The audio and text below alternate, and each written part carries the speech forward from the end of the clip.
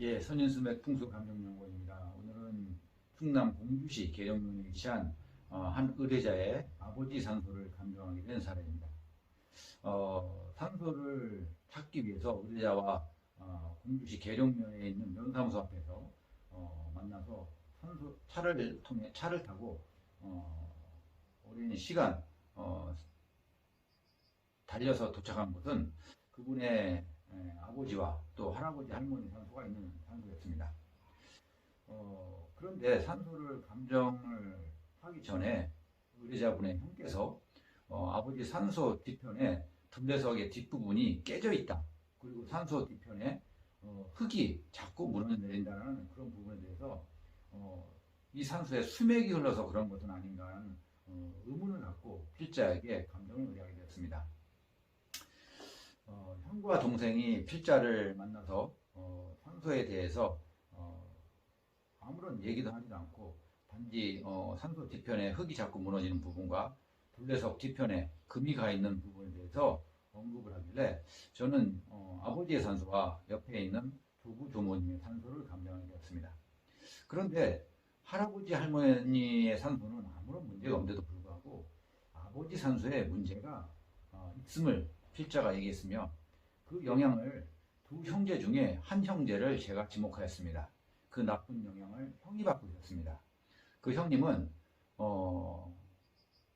뇌출혈 그리고 교통사고를 통해서 하지에 큰 불편을 겪고 있었고 살면서도 수많은 우방과 풍파를 겪고 있었습니다. 그래서 필자는 이 산소가 왜 나쁜가에 대해서 그 의뢰자분의 두 분의 형제에게 말씀을 드렸습니다. 산소의 수맥의 문제로 인해서 이것이 발생한 것이 아니라 돌아가신 고인의 영혼의 문제가 아직도 떠나지 못하고 있음으로 인해서 이 문제가 발생하고 있다.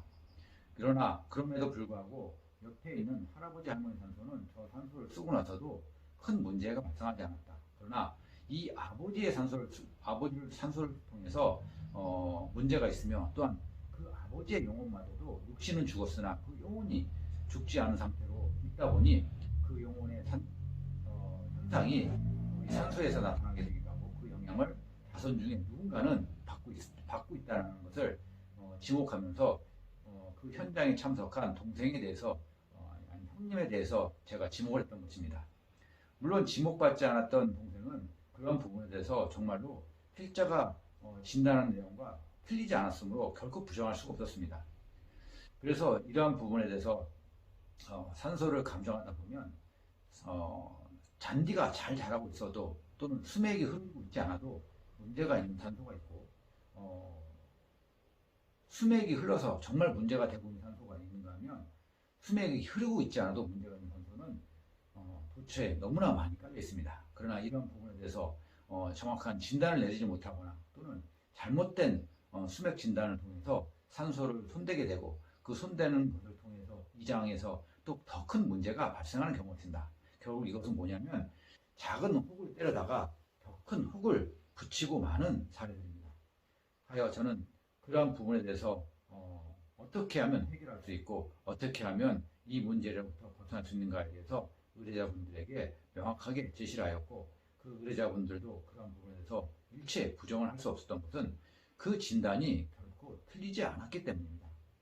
여러분들께서도 이러한 부분을 잘 참고하셔서 유튜브상이라든가 인터넷상에 수맥이 흐르면 무조건 나쁘다고 하는 그러한 잘못된 정보에 여러분들이 휩쓸리지 말고 정확한 산소의 감정을 통해서 또는 그 산소의 망자의 상태가 어떤지에 대해서 그런 것을 정확하게 살펴봐야 되고 산소라는 것은 산소 하나만 보는 것이 아니라 그 산소와 연관되어 있는 자손의 몸의 상태까지도 명확하게 감정했을 때 그것이 누군가가 어떤 영향에서 받는 것을 명확하게 진단해낼 수 있기 때문입니다.